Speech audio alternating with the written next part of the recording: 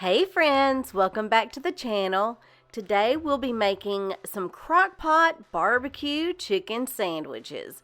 You're going to love this recipe, y'all. It's quick, easy, and simple to make. You're going to start off with 2 or 3 large chicken breasts. Go ahead and place those in your Crockpot. Now I did rinse these off really well before I put those in there. Next, you'll add 1 18-ounce bottle of barbecue sauce, about 1/4 cup of water. Now you'll want to spread your barbecue sauce all over the top of your chicken, cover, and cook on high for 4 hours. Now while we're waiting on that to cook, we're making some coleslaw to go on top. I have a whole bag of Dole Classic Coleslaw Mix and 1 jar of coleslaw dressing. Now you can add as much or as little of this dressing as you desire.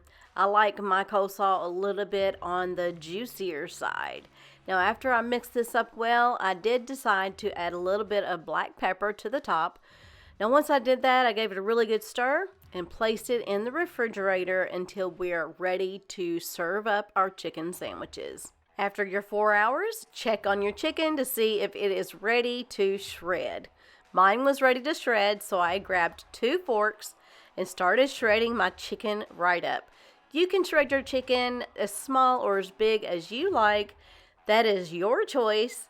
I like mine a little bit on the smaller side, so once you've shredded it, turn your crock pot down to low for about 30 minutes. Now we're going to toast our buns. I'm adding some Duke's mayonnaise to our buns and placing those face down. I am doing the top and the bottom. And once those are nice and toasted, go ahead and add your barbecue chicken all over the top of that bottom bun.